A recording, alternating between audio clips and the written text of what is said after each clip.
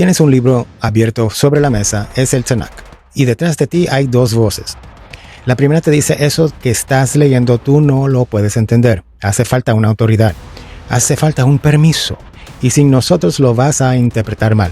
La segunda te dice: eso que estás leyendo tú no lo puedes cumplir.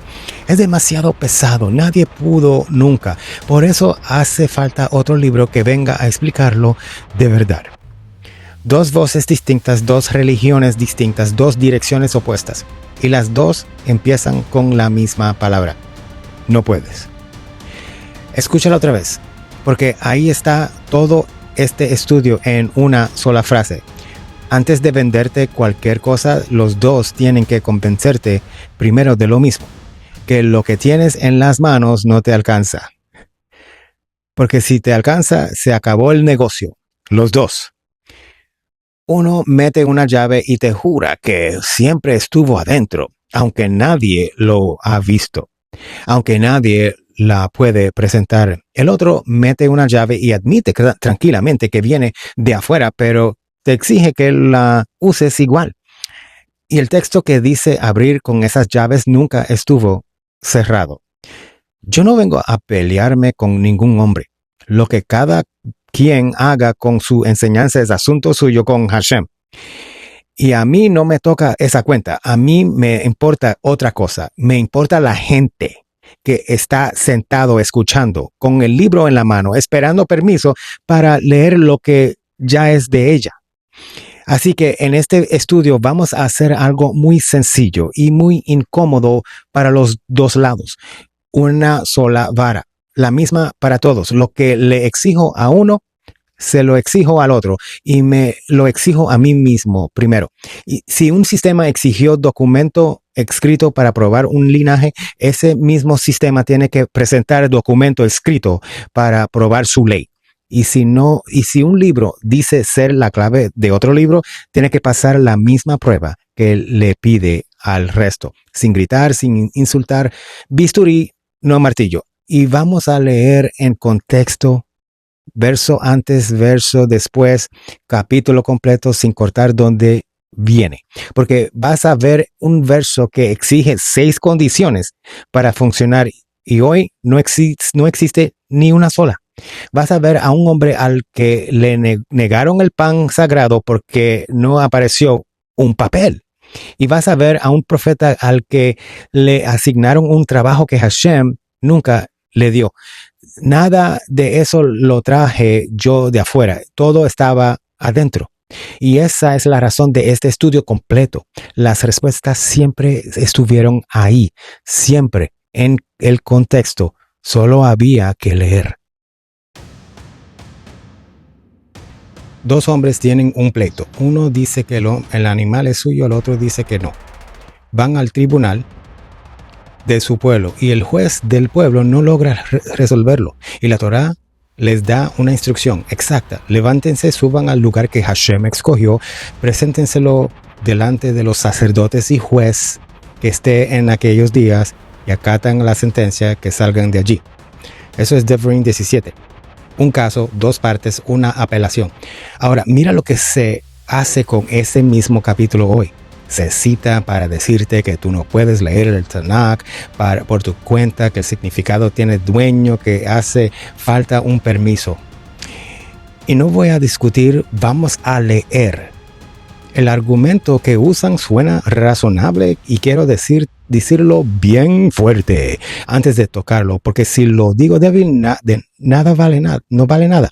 Dicen nadie deja que cualquiera lo opere. O sea, de medicina. Los médicos tienen licencias, los arquitectos tienen licencia y la Torá no va a ser menos seria que un quirófano. Suena bien, pero mira lo que esa comparación asume sin decirlo. Un médico opera sobre el cuerpo de otra persona. Por eso existe la licencia. Cuando yo abro un libro en mi casa, el único cuerpo sobre la mesa es el mío. Y hay algo más grande. Dime un solo gremio profesional en la historia humana que haya ordenado que su manual técnico se lea en alta voz delante de toda la nación, incluidos las mujeres, los niños y los extranjeros cada 7 años, sin excepción. Ninguno. Ninguno, porque los gremios viven exactamente de lo contrario. Y la Torah manda eso de sí mismo. Devarim 31. Reúne al pueblo, hombres, mujeres, niños y al ger extranjero que está en tus puertas. Y el texto dice, ¿para qué? Laman, yish, meu, ulmaan, yil, medu, para que oigan y para que aprendan. Un gremio esconde su manual. La Torah lo manda a leer en la plaza. Ahora vamos al verso mismo, porque el verso pone condiciones y no las pongo yo, las pone él. Condición número 1, la tierra. Devarim 12:1 encabeza todo este bloque de leyes y dice que estos juicios se guardan ba'aretz, en la tierra que Hashem te dio, todos los días que vivan sobre ese suelo. Condición 2, las puertas. Devarim 16:18 jueces pondrás en todas tus puertas, las que Hashem tu Elohim te da. Condición número 3, y aquí está la palabra que nadie te lee. En ese mismo verso dice, Lishvateja, por tus tribus. El poder judicial de Israel se levantó sobre el mapa tribal. Condición número 4, hay que subir. Te levantarás y subirás al lugar que Hashem escogió. Y el verso 10 insiste desde aquel lugar. Condición 5, el sacerdote. Y fíjate cómo lo describe el verso 12. No dice el que desciende de. Dice, Hakohen Omed Lesharet Sham. El sacerdote que está de pie, sirviendo allí. Condición número 6, un pleito, devri ribot, disputas, hay un demandante y hay un demandado. 6 condiciones, cuéntalas conmigo hoy, sin tierras, sin esas puertas, sin tribus documentadas, sin lugar escogido, sin sacerdote de pie sirviendo allí. Y sin pleito, porque cuando yo hablo el Tanakh un martes por la noche, no estoy demandando a nadie. 6 de 6, ninguna. Y ahora la parte que a mí se ve tan lógico, pero tan triste para que lo ignoran. Sigue leyendo el mismo capítulo. 7 versos más abajo aparece el rey, la autoridad más alta del pueblo, el que tiene ejército, trono y palacio. Y la Torah le da una instrucción personal, que escriba para sí una copia de esta Torah y que la lea en ella todos los días de su vida. Que la escriba él, que la cargue él, que la lea él. Y el texto dice, ¿para qué? Para que no se eleve su corazón por encima de sus hermanos. O sea que el antídoto que la Torah receta contra el hombre que se cree por encima de sus hermanos es leer el texto con sus propios ojos todos los días. Está en el mismo capítulo que citan a 7 versos de distancia y se les queda afuera. Ahora quiero cerrar este primer capa mirando hacia el otro lado, porque aquí hay 2 manos trabajando, no una. De un lado te dicen que la Torah es demasiado difícil de entender y que por eso necesitas un intérprete autorizado. Del otro lado te dicen que la Torah es demasiado difícil de cumplir y que por eso necesitas otra cosa que la reemplace. Fíjate que las 2 frases empiezan igual. Las 2 empiezan diciéndote que tú no puedes. Las 2 chocan contra el mismo verso. Devarim, Deuteronomio 30, donde dice, lee bien, este mandamiento no es demasiado difícil para ti, ni está lejos, no está en el cielo, no está al otro lado del mar. Ki karov lecha hadavar miod bifecha u vilvabeja la azotó. Está muy cerca de ti en tu boca y en tu corazón para hacerlo. Ese verso responde a los 2 al mismo tiempo. Y no lo dijo un maestro, lo dijo Hashem.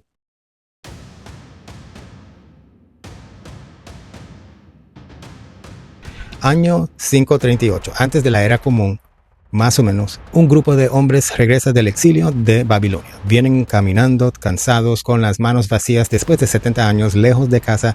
Y estos hombres tienen un reclamo. Dicen que son sacerdotes, hijos de Aarón.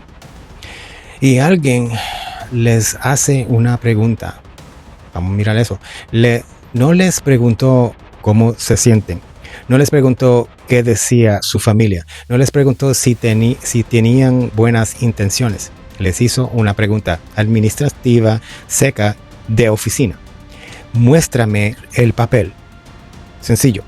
Esdras capítulo 2, versículo 6-2. Y lee bien lo que dice en hebreo. Bikshu ketzavam ha midyatsim velo nimsa'u. Buscaron su escrito entre los registros por genealogía y no fue hallado. Ketavam, de la raíz katav, escribir su documento. Y el verso termina así. Y fueron excluidos del sacerdocio. Detente ahí un segundo. Esta gente acababa de cruzar un desierto para volver a casa y en la puerta les pidieron un papel que no tenían. Y el resultado no fue una nota al margen, fue afuera. Y fíjate en un detalle que casi nadie separa, que hace este caso todavía más fuerte. En ese mismo capítulo hay dos grupos distintos. Unos versos antes, en el 59, aparecen israelitas comunes que subieron de Tel Melach y del Tel Harsha. Y el texto dice que no pudieron declarar la casa de sus padres ni su descendencia y mi Israel Hem, si eran de Israel. 652 hombres que no pudieron probar ni siquiera que eran Israel. Y el texto lo anota sin drama, como un dato de descenso, y entraron. Pero los del 61 querían otra cosa, querían oficiar. Nota la diferencia. Oficiar, y con esos el estándar subió. Y ahora tienes una regla que vale para todo lo que vamos a ver hoy. Mientras más alto el reclamo, más alto el estándar de prueba. El que solo quería volver a casa entró.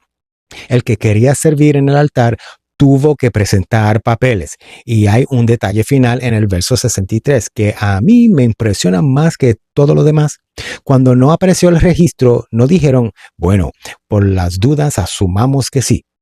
Dijeron que no comieron de lo más santo, ad amod kohen l'urim v'tumim, hasta que se levante un sacerdote con urim v'tumim. O sea, lo dejaron pendiente, sin resolver, abierto. El estándar bíblico frente a un reclamo sin documento no es asumirlo, es esperar. Ahora vamos a hoy. El día de hoy. Y aquí quiero ser bien justo, porque esto no es para humillar a nadie, es para medir correctamente. Hoy cuando alguien dice yo soy Leví o soy Cohen, ¿qué lo sostiene? Lo sostiene una tradición familiar. Mi papá me lo dijo y su propio sistema legal lo llama por su nombre técnico. Hazaká, una presunción.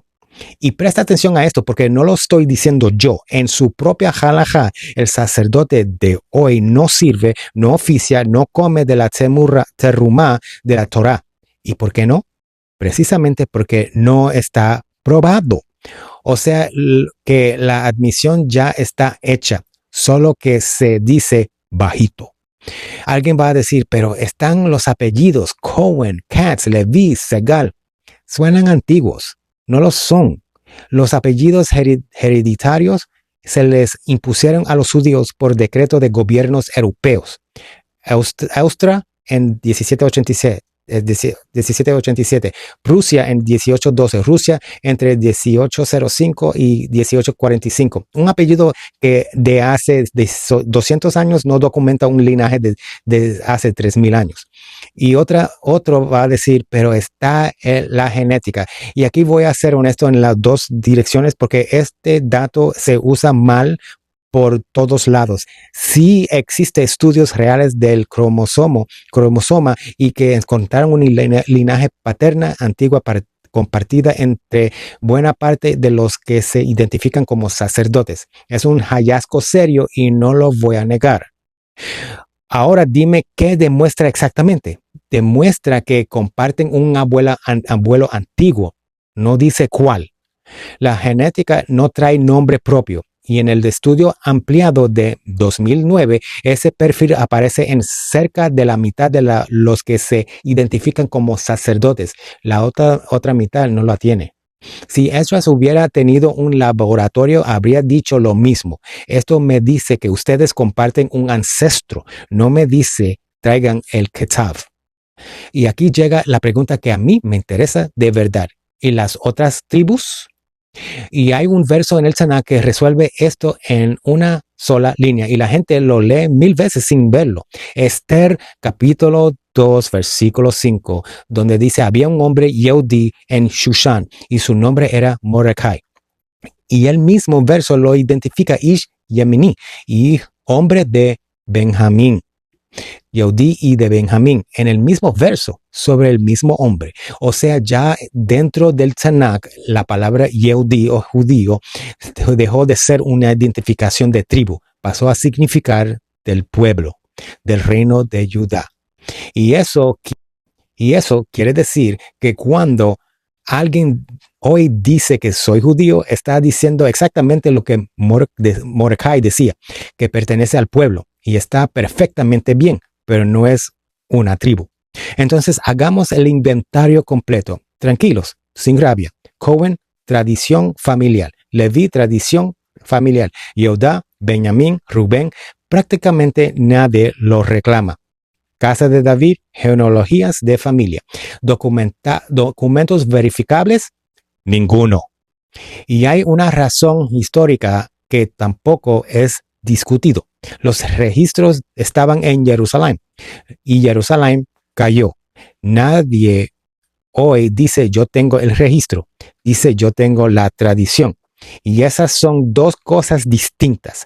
Ahora vamos al otro lado, porque prometí una sola vara. Y una sola vara significa una sola vara. Del lado del libro cristiano hay un reclamo de linaje también. Ese libro abre presentando una genealogía para demostrar que su personaje central, descendiente de rey David, y más adelante en otro de sus escritos aparece una segunda genealogía del mismo hombre. Y las dos listas no coinciden. Y no hace falta que yo opine, aplica la vara de Esdras. Bikshu Kitavam. ¿Dónde está el registro? ¿Dónde está el archivo público verificable que cualquiera pudiera ir a consultar?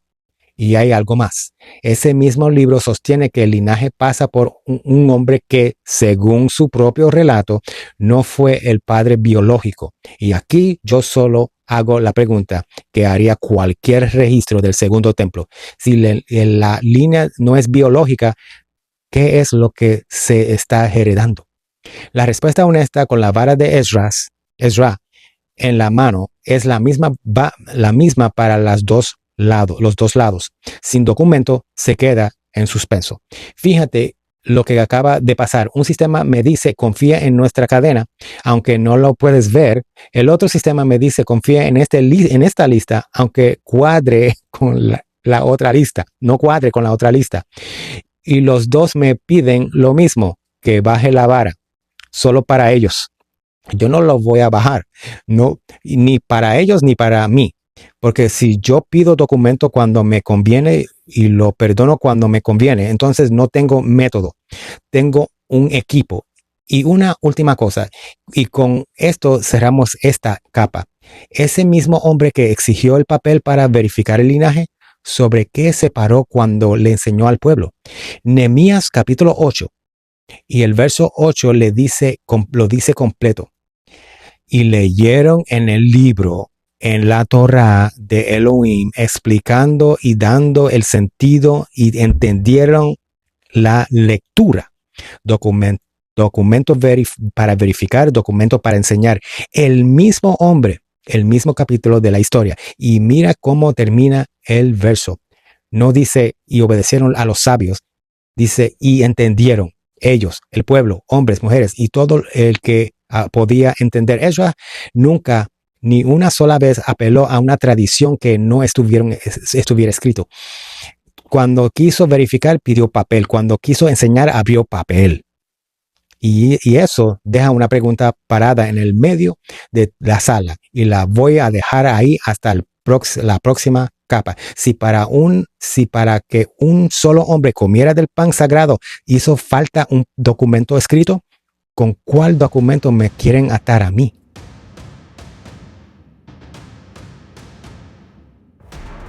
Te dejé una pregunta parada al final de la capa anterior y lo voy a recoger ahora y vamos a mirar de frente. Si para que un solo hombre comiera del pan sagrado, hizo falta un documento escrito.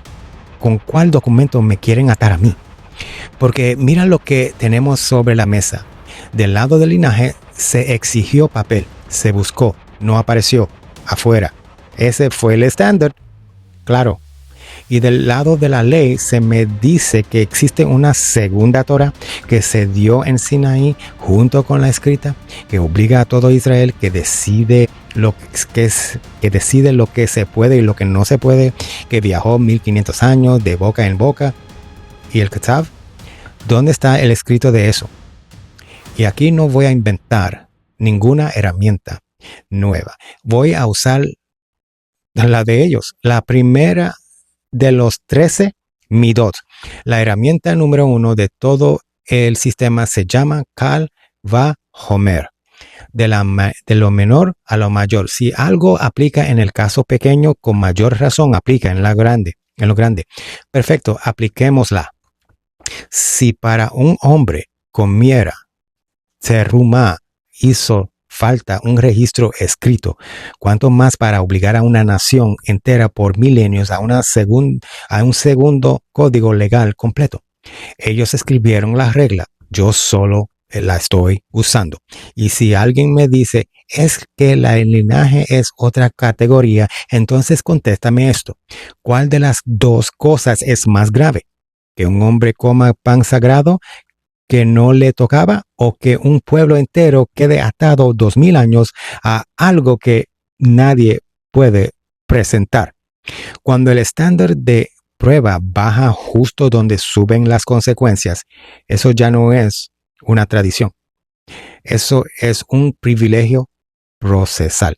Y ahora quiero que veas algo, porque esto no es una comparación bonita, es la misma categoría exacta. ¿Cómo se presenta la Torah oral? Se presenta como una cadena. Moisés la recibió en el Sinaí y la entregó a Yehoshua a los ancianos, y los ancianos a los profetas a los hombres de la gran asamblea. Eso es un árbol genealógico. Eso es un yihus, custodia por custodia, eslabón por eslabón, igualito que padre a hijo. Entonces la Torah oral no es otra cosa que el linaje, es un reclamo de linaje, y por lo tanto le toca el mismo verso, Bikush Katavam Velo Nimtsau. Y hay un detalle demoledor en los registros de Ezra y Nehemías, y aquí repito, en Devarim 17, versículo 8, donde dice el texto, donde dice, cuando un asunto sea demasiado difícil para ti, para el juicio, y pale de la raíz pele, demasiado difícil. Y ese verso habla de un caso concreto, con dos partes que se le complicó a un juez. Ahora ve al Devarim 30, versículo 11, mismo libro, mismo orador y la misma raíz. Donde dice, en el verso, lo niflet, no es demasiado difícil para ti. ¿Entiendes lo que acaba de pasar? La Torah usó la misma raíz dos veces a propósito para marcar un contraste. Un caso judicial puede ser demasiado difícil para un juez, pero el mandamiento entero no es demasiado difícil para ti. Y agarraron el verso del caso difícil y lo usaron para tapar el verso que dice que no es difícil. Y sigue leyendo el 30, porque cierra todas las puertas de una vez. Lo ba shamaim hi, no está en los cielos, ni al otro lado del mar. Ki karov eleja hadavar miod, bi fija uvil haveja la azot. Está muy cerca de ti, en tu boca y en tu corazón, para hacerlo. No está arriba, no está lejos, no está en manos de un tercero. Y ese verso no lo dijo un maestro, ese verso lo dijo Hashem.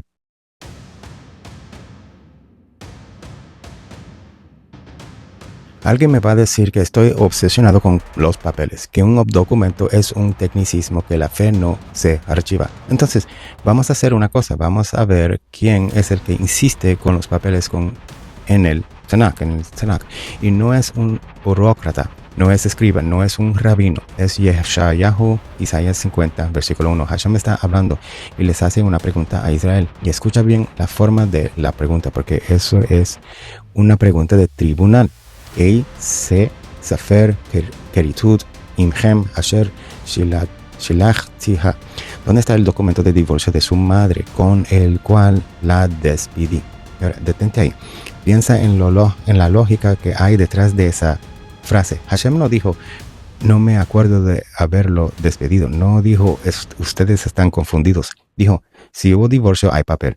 Preséntenmelo. Y el argumento se cierra solo. No hay papel. Entonces no hubo divorcio.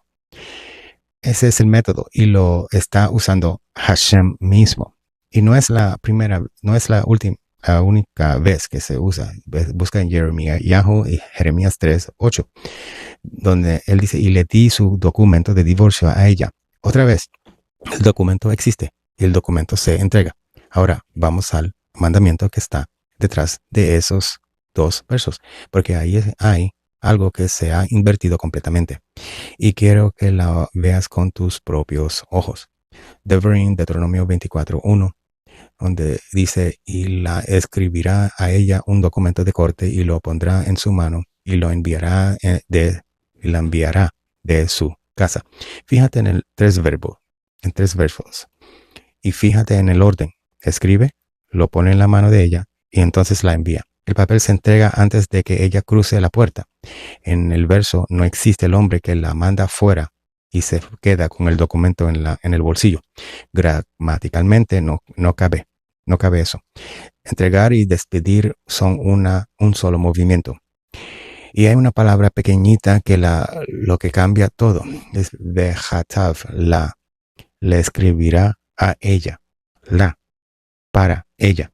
El papel es de ella, es su liberación, es su prueba, es su defensa el día que alguien la acuse. Y ahora el verso 2, que casi nunca se lee, donde dice, y saldrá de su casa e irá y será de otro hombre. Ahora, léelo otra vez. La Torá dice que ella se casa con otro y no la acusa de nada. Ni una palabra de adulterio, ni un reproche. Lo dice con la misma naturaleza con que se dice que se amaneció. La única prohibición del pasaje cae sobre el primer marido. Él es el que nos puede volver a tomarla. La restricción es para el hombre que la despidió, no para ella. Entonces, que quede clarísimo, en la Torah ese papel existe precisamente para que ella pueda rehacer su vida. Es su llave, no es su candado. Y ahora tengo que decir lo que pasó después y lo voy a decir sin gritar. Hoy existe una situación que tiene nombre propio. Se le llama la encadenada. Es la mujer que quedó atrapada porque el marido no le entrega el documento. Él rehace su vida, ella no puede. ¿Y dónde salió eso? Salió de una condición que dice que el documento solo vale si el marido lo entrega por su propia voluntad.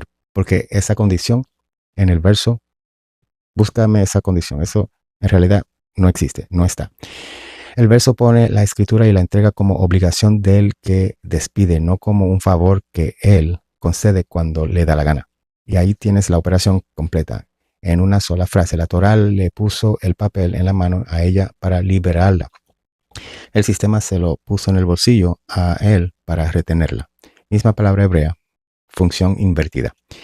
Y por si alguien piensa que la Torá nunca contempló que una mujer saliera por derecho propio, mira Shemot 21.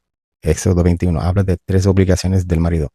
She'era, Kesutá, Veonatá, Lo Yigra. Su alimento, su vestido y su derecho conyugal no disminuirá.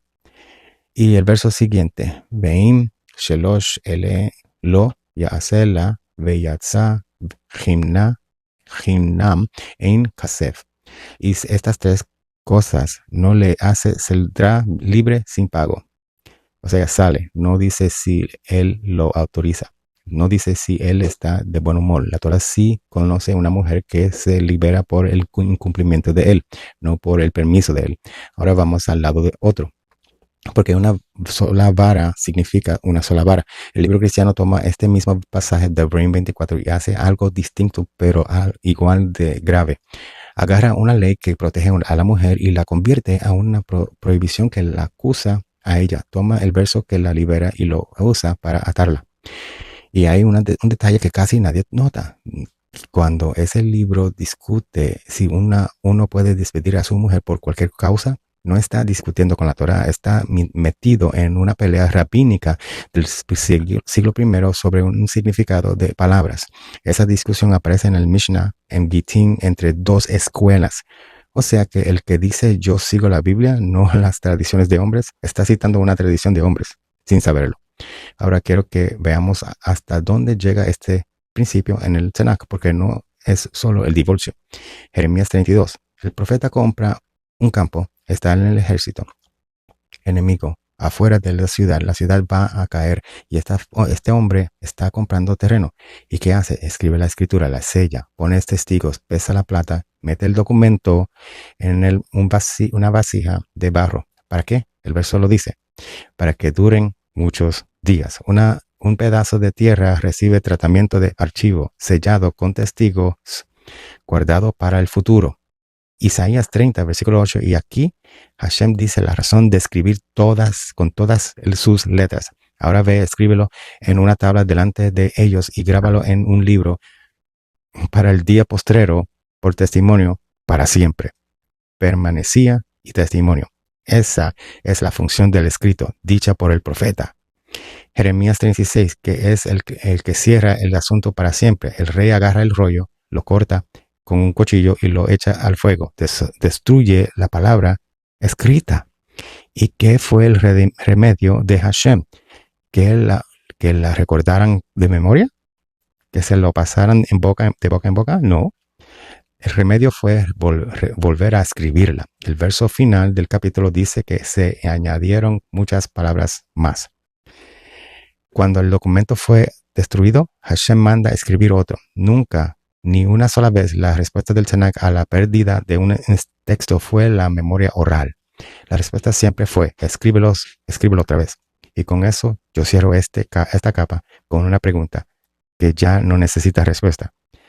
Si para separar a dos personas falta un papel, si para comprar un campo hace falta un papel sellado con testigos, si para probar que eres sacerdote hace falta un registro, si Hashem mismo cuando quiso demostrar algo dijo, preséntenme el documento, entonces dime con qué documento me quieren atar a mí a una segunda ley que nadie ha visto nunca, y dime con cuál documento me quieren explicar un texto que ya se explica solo.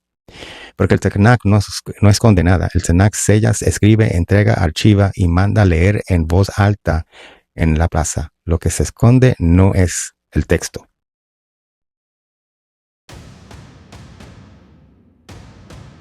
Monte Carmel. Hay sequía, hay hambre y hay un problema entero parado en el medio sin decidirse. Un hombre les grita una sola pregunta. Ad matai atem poshim al shetei haseipim. ¿Hasta cuándo van a andar cojeando entre dos opiniones? Ese hombre es Elías, y ese es su trabajo. No vino a revisar papeles, no vino a certificar a nadie, no vino a resolver un debate legal. Vino a agarrar a un pueblo que estaba a mitad de camino y devolverlo. Y cuando ora, mira lo que él le pide a Hashem, que este pueblo sepa que tú eres Hashem y que tú hiciste volver su corazón, el corazón. Otra vez el corazón, y el pueblo cae sobre su rostro y grita, Hashem hu ha Elohim. Guárdate esa palabra, corazón, porque vamos a ver que 400 años después, cuando Hashem habla del regreso de este mismo hombre, usa exactamente la misma palabra. Malachi 3, 23, 24. Y esto es todo lo que el Tanakh dice sobre la misión de Elías. Todo, un verso y medio. Hinei anochi sholeach lachem et Elías hanavi lifnei bo yom Hashem hagadol vi hanara. He aquí yo les envío a Eliyahu, el profeta, antes que venga el día de Hashem, grande y temible. Y hará volver el corazón de los padres hacia los hijos y los hijos, el corazón de los hijos hacia sus padres. Esa es la descripción del puesto, escrita por Hashem, y viene con una sola tarea: hacer volver. Ahora vamos a leer lo que no dice, porque eso es igual de importante. No dice genealogías, no dice registros, no dice sacerdotales, no dice que venga a verificar quién es Leví, no dice que venga a resolver disputas legales pendientes, no dice que venga a contestar las preguntas que quedaron sin respuesta. Nada de eso está, ni una sílaba. Sin embargo, hoy a este profeta se le asignaron 2 empleos que Hashem nunca le dio. Empleo número 1, se dice que cuando venga Elías, él aclarará las cuestiones del linaje. ¿Quién es sacerdote de verdad? ¿Quién es Leví de verdad? Empleo número 2, se dice cuando venga Elías, él resolverá las preguntas que quedaron empatadas, las discusiones que nadie pudo cerrar. Y yo quiero que te detengas conmigo en algo, porque esto es más grande de lo que parece. Esos 2 empleos que le pusieron son 2 confesiones. Escuchen bien, si hace falta que venga un profeta a decirte quién es Leví, es porque hoy no se sabe quién es Leví. Eso ya lo admitimos en la capa anterior, pero ahora está admitido desde adentro. Y si hace falta que venga un profeta a contestar las preguntas pendientes, es porque hay preguntas que el sistema no pudo contestar. 2 admisiones enormes puestas encima de la mesa por el propio sistema. Y con esas 2 admisiones sobre la mesa, se me sigue exigiendo obediencia hoy. Obedece hoy. La prueba llega después y la trae un profeta al que inventaron el puesto. Y ahora viene la parte que a mí me encanta, porque aquí no tengo que argumentar nada, solo tengo que leer lo que ellos mismos escribieron. Hay un Mishnah en el tratado Eduyot, capítulo 8, que discute exactamente esto. ¿Para qué viene Eliyahu? Y hay varias opiniones. Uno dice que una cosa y otra dice otra. Pero mira lo que dicen los sabios, que esa es la opinión que queda. Dicen que no viene ni a alejar ni a acercar, sino la Asot Shalom Ba'olam, para hacer paz en el mundo. ¿Y con qué verso lo prueban? Con Malachi, con el mismo que acabamos de leer. Y aquí yo les envío a Eliyahu el profeta y hará volver el corazón de los padres sobre los hijos. Sus propios sabios lo devolvieron al mandato bíblico, paz y corazones. Entonces la pregunta se hace sola y no la tengo que hacer con rabia. Quien lo añadió después del trabajo de verificar y resolver disputas. ¿Quién? Y hay un detalle más, y este es de lingüística, y así es que ponme atención 10 segundos. Existe una palabra aramea que aparece en esa literatura cada vez que una discusión queda sin resolver. Se pronuncia teiku. Sí, y significa una cosa muy sencilla, que se quede así, que se quede de pie. Con el tiempo alguien la leyó como si fuera un acróstico, como si cada letra representara una frase que dice que el Tishbit vendrá a resolver dificultades y preguntas. Y esa lectura es bonita, pero es tardía. Es un juego de palabras homilético. No está en el texto original. O sea, aun a que a un profeta le dieron un empleo usando un juego de letras. Eso es lo que hicieron. Y ahora vamos más abajo, a la capa que está debajo de todo esto, porque el problema no es solamente que le cambiaron la descripción del puesto de Eliyahu. El problema es que ningún profeta tiene ese oficio. Devarim 13:1, donde dice: no añadirás sobre él ni quitarás de él. Y ese mandato viene justo antes de las instrucciones sobre qué hacer con un profeta que te quiere mover del lugar. Devarim 18, el profeta no legisla, habla lo que Hashem le pone en la boca y se le somete a prueba. Y la prueba, óyeme bien, se le entrega a Hashem, al pueblo, al oyente. Ve el verso. Y si dijeres en tu corazón, ¿cómo conoceremos la palabra que Hashem no habló? Y le da el criterio a él, directo. Y Devarim 30 dice, lo Bashamaim Hi, no está en los cielos. Un profeta no tiene cargo legislativo. Ni Isaías, ni Jeremías, ni Elías llaman al arrepentimiento, denuncian, anuncian, no emitan dictámenes que crean obligaciones nuevas. Y ahora la ironía, que es fina y a hoy que hay que decirlo despacio. Su propia literatura usa ese mismo verso, no está en los cielos, para establecer que el cielo no decide la ley, really, que ya fue entregada, que desde arriba no se interviene. Y al mismo tiempo, ese mismo sistema deja sus preguntas pendientes, esperando a un profeta que baje del cielo a resolverlas. No se puede tener las dos cosas. O el cielo no decide o el cielo va a decidir. Elijan uno.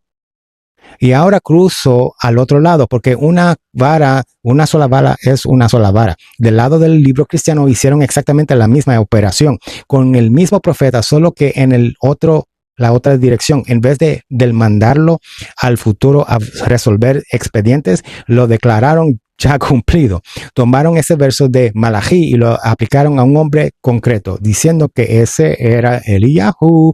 Y aquí hay un problema, porque no lo traigo yo de afuera, está dentro de su propio libro, porque el libro cristiano, porque en uno de sus escritos se afirma que ese hombre era Eliyahu, y en otro de sus escritos a ese mismo hombre le preguntan directamente si él era Eliyahu, y él contesta que no.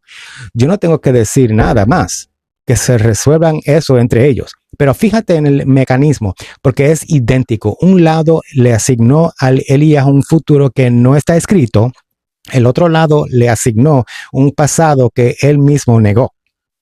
Y los dos hicieron la misma cosa. Le escribieron la descripción de puesto a un empleado de Hashem.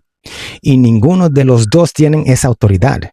Porque el que contrata es el que escribe el contrato. Y ese contrato ya está escrito. Verso y medio en Malaquías. Hará volver el corazón de los padres hacia los hijos y el corazón de los hijos hacia sus padres. Reconciliación, regreso, teshuvah. El mismo trabajo que hizo en el Carmel. El mismo trabajo que hará al final. Ese hombre nunca fue notario y nunca fue una fecha en el calendario de nadie. Fue y será el que grita para que un pueblo deje de cojear entre dos opiniones. Y si eso es lo que él viene a hacer, entonces déjame preguntarte una cosa y con esto cierro. ¿Y entre cuáles opiniones estás cojeando tú?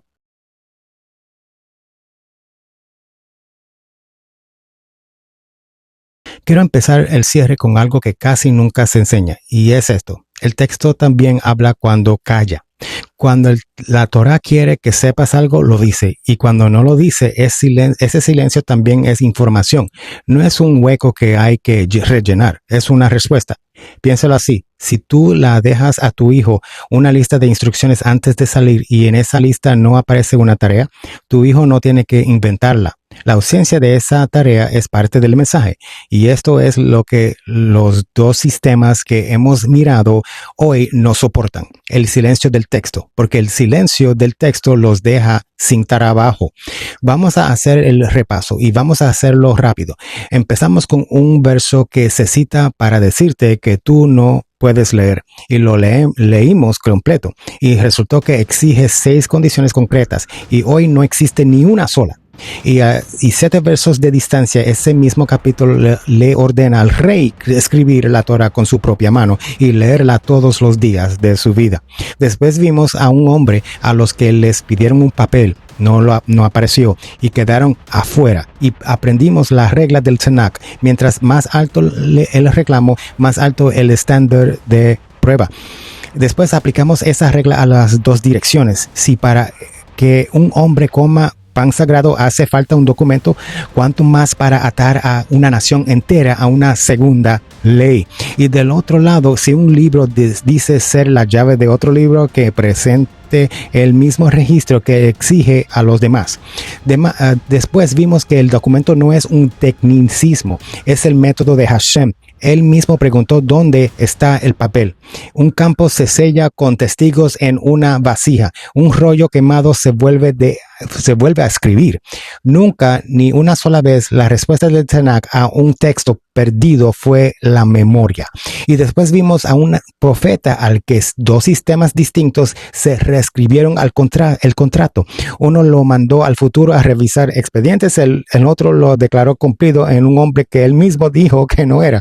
Y Hashem ya le había escrito el trabajo. Verso y medio, hacer volver corazones. Ahora quiero cerrar con la operación de fondo, porque todo lo que vimos hoy es una sola cosa repetida y se llama traer la conclusión de la casa.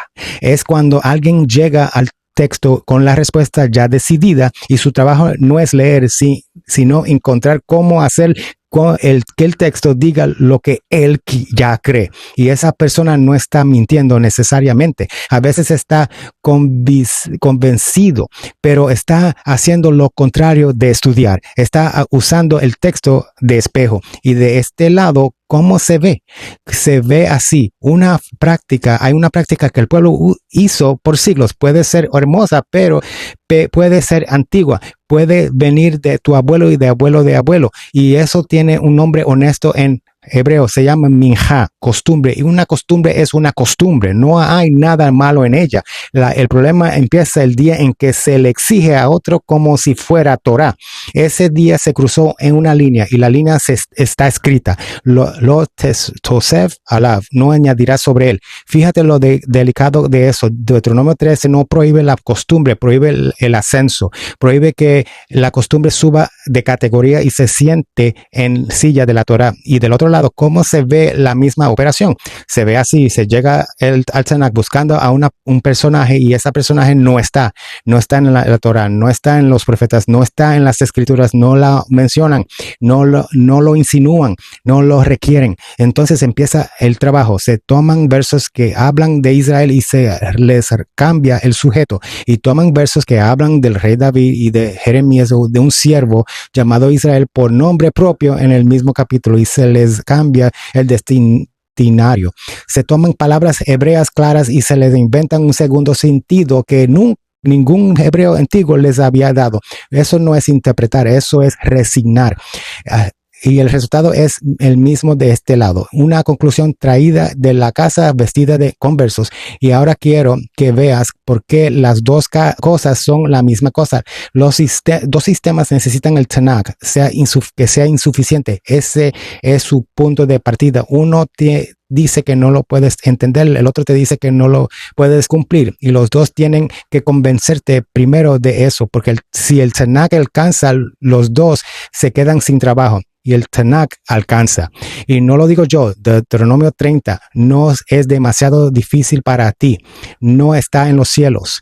Está claro, está muy cerca de ti, en tu boca y en tu corazón para hacerlo. Deuteronomio 29 lo dice claro, lo oculto es de Hashem y lo revelado es nuestro y de nuestros hijos para siempre. Nuestro. Esa es una escritura de propiedad y la afirmó Hashem. Deuteronomio 31 reúne al pueblo, hombres, mujeres, niños y el extranjero que está en tus puertas, y lee para que oigan y para que aprendan. Deuteronomio 27, cuando se escribió en las piedras a la entrada de la tierra, el texto dice cómo, explicado con claridad, un monumento público, legible, a la vista de todos. Nadie graba en piedra a la entrada de un país un texto que solo unos pocos pueden entender, leer. Y aquí está el punto de que yo quiero que lleves a la casa hoy. Yo no estoy en contra de los maestros. La Torah tiene oficios que enseñan y están escritos y son buenos. Aprenden de otro es bueno. Yo mismo estoy aprendiendo. Y lo que no existe en ninguna línea del Tanakh es el permiso. Y esa diferencia no es de grado, es la dirección. Un maestro te abre la puerta, el otro te cobra la llave. Un maestro te dice, ven, mira este verso conmigo. El otro te dice, sin mí, no entiendes. Y el primero te deja parado frente al texto. El segundo te deja parado frente a él. Así que si estás sentado ahí con el libro en la mano esperando que alguien te autorice, quiero que sepas dos cosas. La primera, ese libro ya es tuyo. Ya es tuyo. Devarim 29 lo tituló a tu nombre y al de tus hijos. No hace falta que nadie te lo entregue porque ya te lo entregaron. El segundo, la respuesta ya que está buscando casi siempre está en 2 versos de distancia, arriba o abajo, en el mismo capítulo, escrito hace 3,000 años, esperando que alguien lo leyera completa en vez de citarlo en pedazos. Porque eso es todo lo que hicimos hoy. No traje una llave, no traje el libro de afuera, no traje una cadena secreta. Leí el verso anterior, leí el verso siguiente y leí el capítulo completo y salió lo contrario de lo que dicen. Las respuestas siempre estuvieron ahí, siempre en el contexto. Solo había que leer. Shalom.